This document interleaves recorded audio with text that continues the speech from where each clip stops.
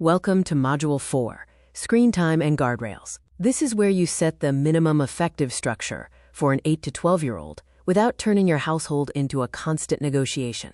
We'll use a few settings that do most of the heavy lifting: downtime, simple app limits, and a small set of restrictions that prevent easy workarounds. Here's what we're doing in this module. We'll turn screen time on, and we'll protect it with a parent-only passcode, because that's what makes everything else stick. Then we'll set a downtime baseline that matches your home routine. We'll add app limits in a simple way, by category, not by micromanaging individual apps. Then we'll keep a short, always allowed list, so the phone still works as a safety tool. We'll also set basic communication guardrails and a minimum set of content and privacy restrictions. The overall goal is consistency. Set it once, then review on a predictable rhythm. 2 rules make screen time work. First, do this from the parent phone. You're managing the child profile from the Family Organizer account, and you don't need to hand your phone to your kid to do any of it. Second, start minimal and review monthly. The biggest mistake is making 10 rules on day 1, then constantly adjusting them. The simple parent script is, these settings are here to help you focus and stay safe, and as you show responsibility, we loosen them. That keeps the tone calm and predictable. On the parent iPhone, go into Screen Time, select your child, and turn it on. Then set the Screen Time passcode and make it different from the device passcode. This is the key. Screen Time only works when the passcode is truly parent-only. Store it in your password manager so you're not guessing later. If you do nothing else perfectly, do this part correctly. Downtime is your nighttime default. Instead of picking a specific time, I tell you to use match it to your household rhythm.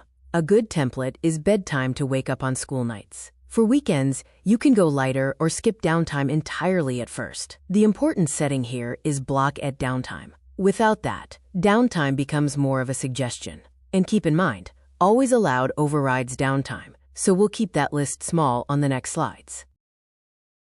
This is where you cut down the biggest time sinks without fighting over every app. Start with 2 or 3 categories, not 10. Games, social, and entertainment are the usual suspects. Pick daily limits you can live with, and expect that you'll tune them after you see real use. Turn on block at end of limit, so the limit is real, and keep education and reading unlimited, so the phone can still be useful. Always allowed is your safety and essentials list. Keep it short, because anything in always allowed bypasses downtime and limits. Phone is usually a yes for safety. Messages is typically a yes for parents or guardians, and will control who they can message in the communication settings. Maps is useful for getting home and tends to be low risk. Clock is practical for alarms and routines. If you ever wonder whether to include an app here, ask one question: is this essential when the phone is locked down? Communication limits prevent the random number problem from becoming a normal part of your child's phone life. During downtime, a solid baseline is letting your child communicate only with specific contacts, typically parents or guardians. During the day, contacts only is a good default for this age group. It keeps communication predictable, and it reduces unwanted contact. And the habit you want your child to learn is simple. If you don't recognize the number, don't respond and show a parent. This slide is about preventing easy workarounds. First, you want to block the types of changes that let a child undo the setup, like passcode changes, account changes, and certain cellular data changes. Second, you want to prevent changes to privacy permissions. Even if you set great privacy defaults in Module 3, they can drift if apps can quietly regain access. So the goal here is, you choose the baseline once, and your child can't override it without you. If you ever get lost, the quick path is screen time, your child profile, then content and privacy restrictions. This slide is the difference between rules and guardrails. For app limits, block at end of limit is what prevents the easy bypass. Then set a review rhythm that's predictable. A 10-minute monthly check is usually enough for this age. You adjust based on school, sports, behavior, and maturity, not based on daily negotiation. The goal is consistency, not perfection. If something is too strict or too loose, you can adjust later without redoing the entire setup.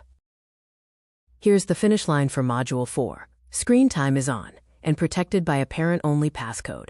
Downtime is set for school nights, with weekends optional.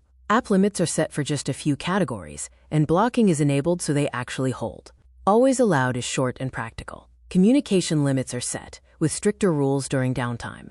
Content and privacy restrictions are on, so key settings can't be changed without you. And you have a simple monthly review plan. Next up is Module 5, the first week checklist, where we catch permission creep and real-world issues once the phone is in daily use.